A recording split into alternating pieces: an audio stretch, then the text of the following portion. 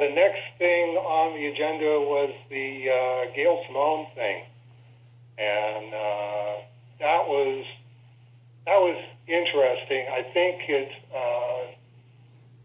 Don't want to go into that too deeply. I think Eddie had the most succinct take on it, which was let's keep talking about people in the comic book field who think Cerebus is really good, recommending Cerebus. All we want to do is say the most helpful would be to say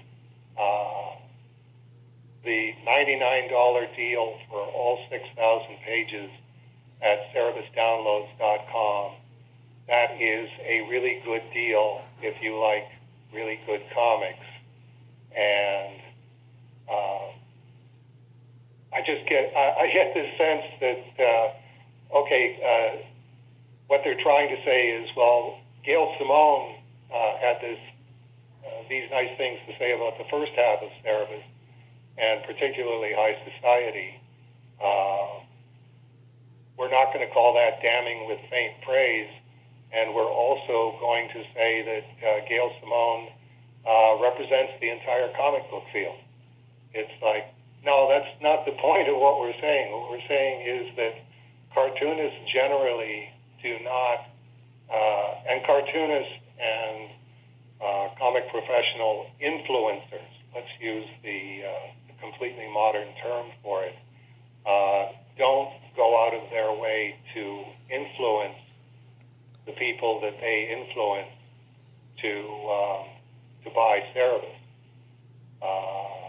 So all we're saying is it would probably be more helpful to just say that you think the $99 deal is a really, really good deal for the 6,000 pages, and post a link so that it takes them right to the circa 1995 website that we've got for cerebusdownloads.com. It's like, I'm not selling websites, I'm selling a 6,000-page graphic novel. There's a button here. You push the button.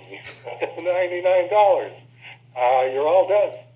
Well, that's doing the reread of the entire series with the 17th printing of the first phone book. Everybody pretty much agrees that printing is the best advertisement for Cerebus right now, because it's like reading a whole new book. I mean, yeah, there's detail there that the latest one was issue 13 when the Terramite priest takes Cerebus to Necros's castle, and there's the establishing shot of the castle. There's detail on the right side of the castle that's there that you can see, that I flipped through a copy of the Swords Volume 3, I think, or 4, and it's not there. It's just all black. And in my reread, I posted that image of, this is why you need to buy the book if you haven't already, because you're going to see things you've never seen before. And that's I would have to go downstairs and check my copy of number 13, but I don't think it was there from the very beginning. It was me using spatter, toothbrush spatter to do a great effect, which looks really good on the original artwork, but at that time with the circulation on Cerebus, it's like they're not going to anguish about this. They're just going to throw it on the press and do it.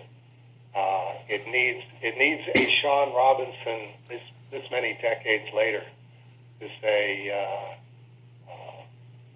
no, I can get all of this, but you got to be patient. And I'm assuming that when I get to the remastered High Society, it's going to be the same experience of this. It feels like a whole new book. And part of me is really hoping we get all the rest of the phone books done before I get to them, so I can read all of them remastered. I know it's not going to happen, though. No, probably not. I mean, anything can happen. We are one positive, viral internet meme away from going, oh, now I don't have to be running back and forth between these 8 different projects trying to figure out how to bring in enough money so that I can pay Sean to do all of the stuff that he's doing. Like, he's not just remastering the Cerebus trades. He's doing a lot of the heavy lifting on Cerebus in Hell and on The Strange Death of Alex Raymond. So it's, and then aside from that, babysitting the Kickstarters, which the next Kickstarter is going to be starting probably sometime this week. It's like when you're down to the Cerebus Siberian gulag of aficionados as your marketplace.